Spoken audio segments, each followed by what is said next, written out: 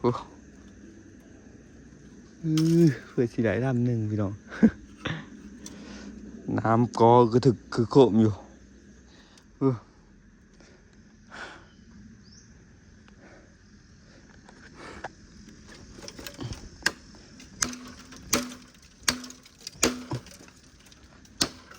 อันนี้เลยมีร้านอาหารใจเนาะพี่น้องเนาะ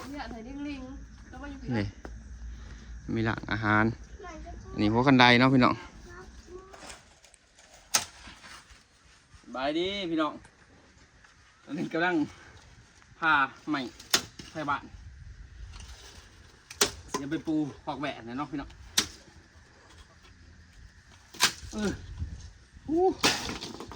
ร้ายล่ำพี่น้องเลยปืนตัดอยู่บนนอกของเสาเนี่ยนี่เขาก็มาผ่าเอาประมาณซ้ำนี้เนาะพี่น้องประมาณซ้ำนี้เลยก็เอาไปปูประหยัดไปซื้อแปะนี่เบิร์ดไล่เติมเลยเอาแปะกันแผ่น100,000 ปลายแสนสักแผ่น100 ปลายเกือบ200แผ่นหนึ่งไม่แปะ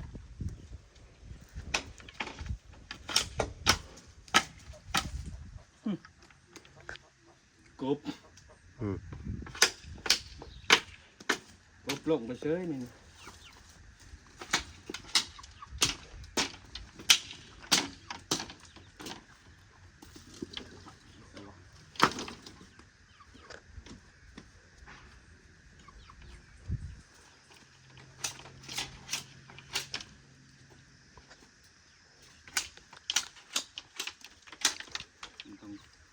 แต่มันเกี่ยงเมินไปแล้วหรอก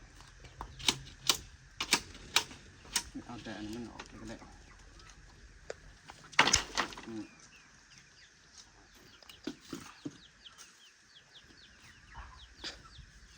พ่อบริษัทบ่พอดอกบ่ยังกะพ่อได้ดำหนึ่งแล้วสิเอาไปต่อเพิ่มฉันบ่พอเลยเป็นสิหูถึงตัดพอตัดมันตัดง่ายนะตัดใหม่อันนี้ก็ได้เป็นชาแดงแก่ไปพี่น้องเลยไปไม่ลองต่อเบิ่ง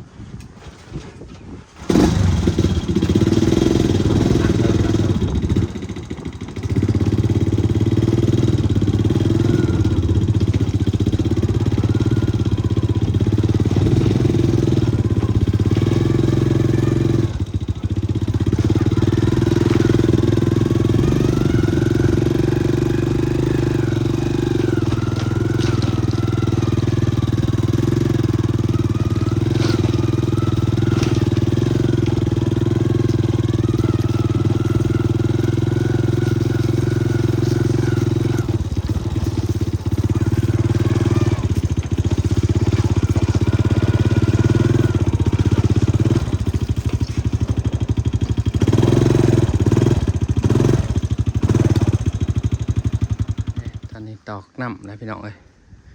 คือสีพ่อดอกใหม่นี่ก็ได้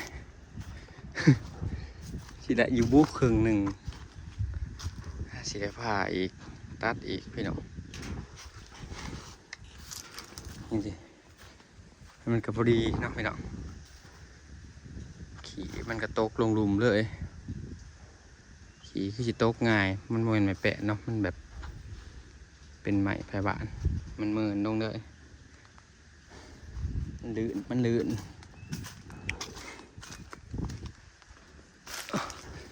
ได้ครึ่งหนึ่งแค่ที่ได้แซมครึ่งหนึ่งมันอยากน้ำผ่าเนี่ยพี่น้องมันอยากน้ำขึ้นตัดแต่ก็มาผ่าเนาะใช้เวลาครึ่ง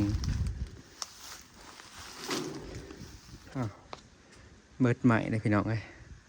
ไหนอยู่ครึ่งหนึ่งเนาะพี่น้องขึ้นเบิดโอ้แน่นหนาขักปัดยังพี่น้องพวก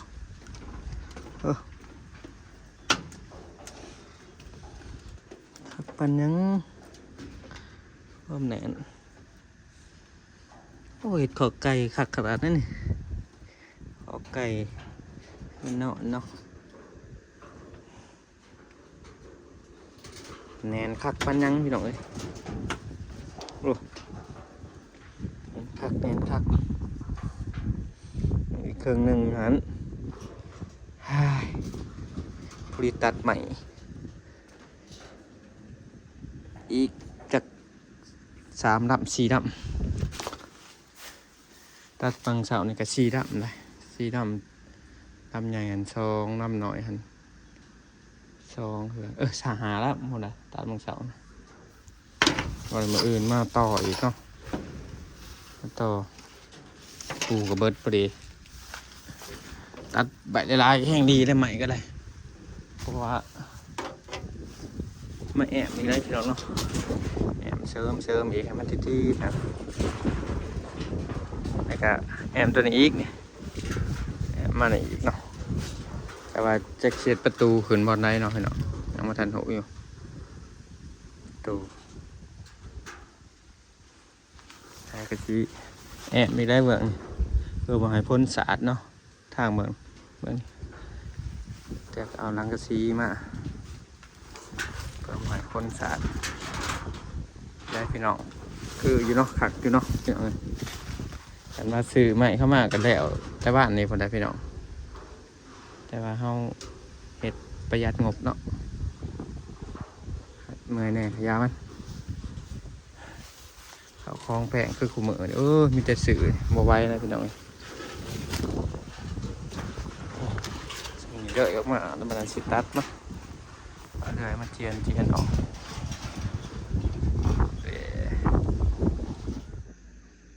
ตัดภาพมา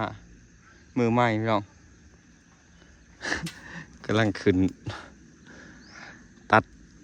กอใหม่ไฟหวานอยู่สร้างเอาพี่น้องเอ้ยกอตัวนี้มันบอได้สูได้ขึ้นเพื่อสิขึ้นได้แต่น้ำเพื่อสิได้ด้านหนึ่งพี่น้อง น้ำกอคือถึกคือโคมอยู่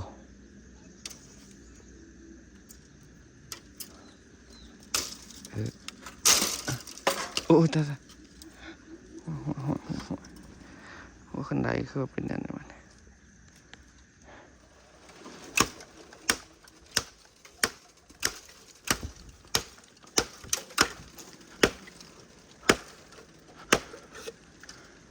ขายังคือบ่ลงบ้านเนี่ย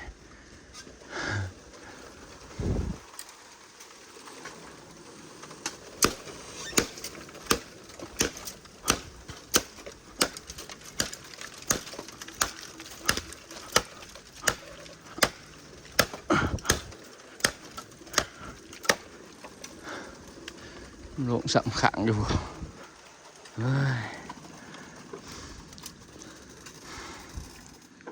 ตอนนี้ได้1 2 3 4 5 ลำเลยพี่น้องเอาอีกลำนี่คือสิพ่อ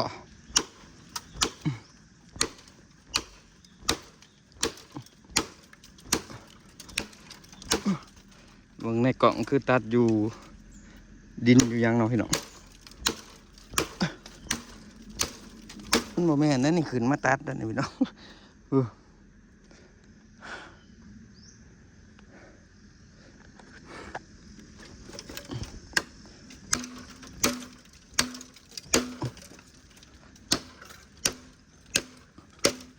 ลง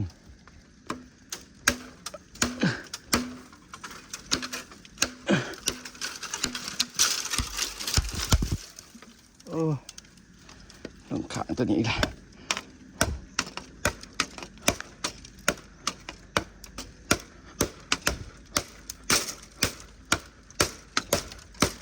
ตัดขามาตอนผ่าเนาะพี่น้องผ่าใช้เวลา2 ชั่วโมงหมดเลยได้อยู่ถึงอย่างอีก2 ลับเนาะได้ผ่าซ้ำนี้ก่อนเพราะฝนมันตกจะมาตอกต่อโอ้ฝนตกแห้งนี่ลองเลย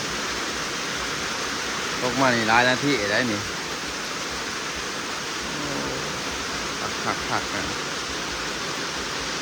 ผ้าเรือมเนี่ยเรียบร้อยนะพี่น้องมันสิเก่งพอปันได้ชุดถ่ายมันกันแล้วนะพี่น้อง สุดท้ายมันก็เสร็จพี่น้องนี่โอ้ แบะ30 โตนี่สบายกวางเติบได้นี่ไข่ดีพี่น้องพ่อปูเดี๋ยวไข่ดีแต่มันก็ถ้าเอาไม้ไอ้ปูมันก็นาดิมันแน่นดิมันได้2 บางนะ1 ยามันพอดีสิพี่น้องคักต่อไปก็สิใหม่ไผ่คือเก่านะพี่น้องเนาะจะขึ้นตัดอีกเอามาแอบให้มันทีเนาะพี่น้องเนาะให้มันทีซ้ำคืบหนึ่งน้อง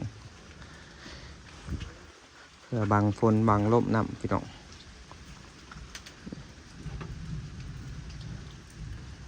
ขึ้นตัดอีกไม้ไฟพอไม้ไฟเขายังได้เนาะก็ตัดอีกจาก2 ลำคือเฉพาะแบบทั้งแอมทั้งย่างขนาดน้องพี่น้องทั้งอ้อมย่างทางนี้เลยนี่ยังสีแอมขึ้นอีกเนาะนี่บอลนี่เห็ดขอกแล้วย่างแอมคางแล้วก็หัวกันลายแล้วพี่น้องหัวกันลายว่าท่านแล้วอื่นสิบ่แล้วว่ามืออื่นเนาะคอยเห็ดไปพี่น้องแล้วขอกแล้วมันก็หาจัง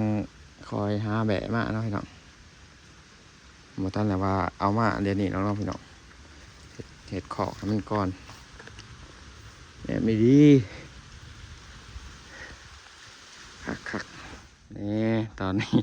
พี่น้องอันนั้นกระเทียงเนาะพี่น้องเอ้ยอันนี้คือสีบอลล่างอาหารมันนะพี่น้องบอลหายามันพี่น้องคือเท่าจีแอบเบิดนี่กันใบปลา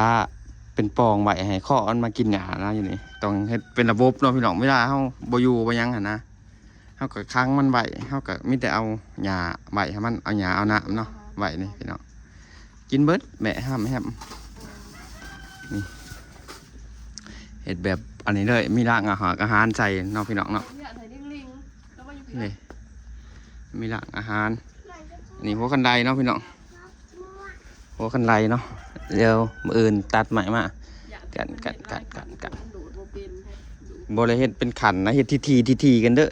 เอาใหม่มาทีเหมือนว่าสิเป็นขันห่าง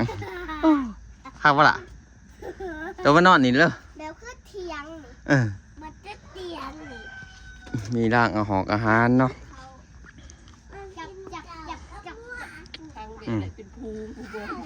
30 โตสบายแม่มันวันไหนมัน30 โตมันเกิดน้อยเดียวเลยเด้อแม่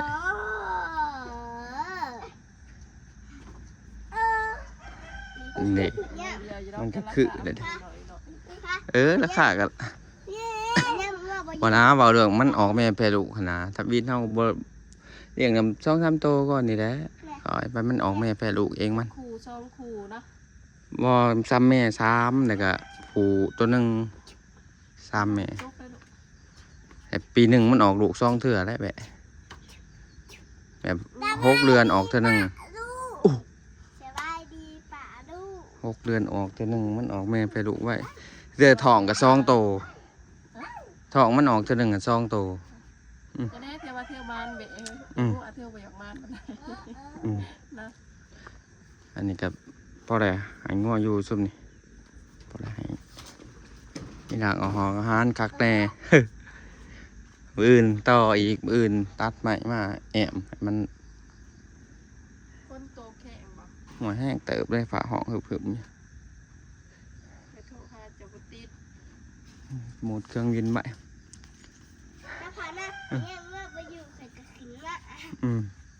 หัวจะได้แบะพอสีเดียงแบะ